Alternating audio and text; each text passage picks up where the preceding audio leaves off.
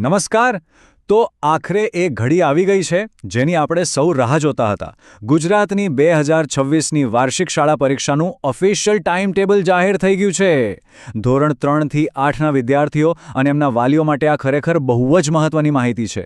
તો ચાલો જરાય વાડ કર્યા વગર સીધા જ આ ટાઈમ ટેબલની વિગતો જોઈએ. મનમાં એક જ સવાલ હતો ખરું ને કે ભાઈ પરીક્ષાની તારીખો ક્યારે આવશે? તો સારા સમાચાર એ છે કે રાહ હવે પૂરી થઈ. જવાબ છે હા, તારીખો આવી ગઈ છે. ઓફિશિયલ ટાઈમ ટેબલ હવે આપણી પાસે છે. ચાલો ત્યારે એક પછી એક બધી જ વિગતો પર નજર નાખીએ. તો સૌથી પહેલાં આપણે વાત કરીશું આપણા નાના ભૂલકાઓ માટે, મતલબ કે ધોરણ 3, 4 અને 5ના વિદ્યાર્થીઓ માટે. ચાલો જોઈએ કે એમનું ટાઈમ ટેબલ કેવું છે. ઓકે, તો તારીખો નોંધી લેજો. પરીક્ષા શરૂ થાય છે સોમવાર 6 એપ્રિલ 2026ના રોજ અને પહેલું જ પેપર છે ગુજરાતીનું. એના પછી મંગળવારે છે ગણિત. હા, ઘણા લોકો માટે આ જરા અઘરો વિષય હોય છે. પછી બુધવારે પર્યાવરણ, ગુરુવારે હિન્દી અને આખરે શુક્રવારે એટલે કે 10 એપ્રિલે અંગ્રેજીનું પેપર. બસ એક જ અઠવાડિયામાં તો એમની પરીક્ષાઓ પૂરી પણ થઈ જશે. હવે સમયની વાત. આ બહુ જ અગત્યનું છે, એટલે ખાસ ધ્યાન આપજો. ધોરણ 3થી 5ના બધા જ પેપરનો સમય ફિક્સ છે. સવારે 8 વાગ્યાથી 10 વાગ્યા સુધી. મતલબ કે દરેક પેપર માટે પૂરા 2 કલાક મળશે. રોજ એક જ ટાઈમ છે, એટલે સવારે વહેલા ઉઠીને ટાઈમસર પહોંચી જવું બહુ જરૂરી છે. સારું, તો નાના વિદ્યાર્થીઓની વાત તો થઈ ગઈ. હવે વારો છે આપણા મોટા વિદ્યાર્થીઓનો, એટલે કે ધોરણ 6, 7 અને 8. એમની પરીક્ષાઓ થોડા દિવસ પછી શરૂ થાય છે અને ટાઈમ ટેબલ પણ જરા જુદું છે. ચાલો એના પર પણ એક નજર કરી લઈએ. તો જુઓ, આ લોકોની પરીક્ષા શરૂ થાય છે સોમવાર 13 એપ્રિલથી અને પહેલું પેપર ગુજરાતીનું છે. પણ અહીંયા એક બહુ જ અગત્યની વાત છે. એના પછીનો દિવસ એટલે કે મંગળવાર 14 એપ્રિલ, એ દિવસે આંબેડકર જયંતીની રજા છે. કોઈ પરીક્ષા નથી. પરીક્ષાઓ ફરી શરૂ થશે બુધવારે ગણિતના પેપરથી. પછી ગુરુવારે હિન્દી, શુક્રવારે વિજ્ઞાન અને શનિવારે અંગ્રેજી. એના પછી રવિવારની તો રજા જ હોય. અને પછી છેલ્લે સોમવારે સામાજિક વિજ્ઞાન અને મંગળવાર 21 એપ્રિલે સંસ્કૃતના પેપર સાથે પરીક્ષાઓ પૂરી થશે. આ વાત ફરીથી કહું છું કારણ કે આમાં કોઈ ગૂંચવણ ન થવી જોઈએ.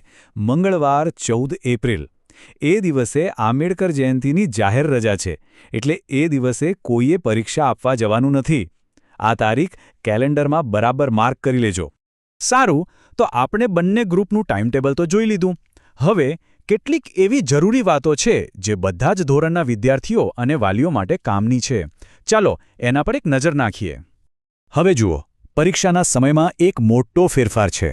ધોરણ 3થી 5વાળા માટે પરીક્ષા 2 કલાકની છે, સવારે 8થી 10. પણ ધોરણ 6થી 8ના વિદ્યાર્થીઓ માટે પરીક્ષા 3 કલાકની રહેશે, સવારે 8થી 11. એટલે કે એમને પૂરો 1 કલાક વધારે મળશે. કદાચ એમનો અભ્યાસક્રમ થોડો વધારે મોટો હોય છે ને એટલે. ઓફિશિયલ સૂચનામાં એક બહુ જરૂરી વાત કહેવામાં આવી છે. એમાં સાફ સાફ લખ્યું છે કે આ દિવસે કોઈ વિદ્યાર્થીઓની રજા પડે નહીં, તે વાલીઓએ ખાસ ધ્યાન રાખો. આનો સીધો મતલબ એ છે કે પરીક્ષાના દિવસોમાં હાજરી એકદમ ફરજિયાત છે અને આની જવાબદારી વાલીઓની પણ છે, એવું કહેવાયું છે. ચાલો તો હવે ફટાફટ આખી વાતનો સારાંશ જોઈ લઈએ, જેથી બધી જ તારીખો અને સમય મગજમાં બરાબર બેસી જાય. એક જ જગ્યાએ બધી જ માહિતી. તો ટૂંકમાં યાદ રાખવાનું છે કે ધોરણ 3થી 5 6થી 10 એપ્રિલ સવારે 8થી 10, ધોરણ 6થી 8 13થી 21 એપ્રિલ સવારે 8થી 11 અને હા, સૌથી અગત્યનું, મંગળવાર 14 એપ્રિલે રજા છે. બસ આટલું યાદ રાખશો એટલે બધું ક્લિયર. તો હવે ટાઈમ ટેબલ તો હાથમાં આવી ગયું છે, બધું જ એકદમ સ્પષ્ટ છે. પણ હવે સૌથી મોટો સવાલ એ છે કે આ પરીક્ષાઓની તૈયારી માટે સૌથી સારો રસ્તો કયો છે. આના પર હવે દરેક વિદ્યાર્થી અને વાલીએ વિચારવાનું શરૂ કરી દેવું જોઈએ. કારણ કે ખબર છે ને, સારી તૈયારી જ સફળતાની ચાવી છે. બધા જ વિદ્યાર્થીઓને પરીક્ષા માટે ખૂબ ખૂબ શુભેચ્છાઓ.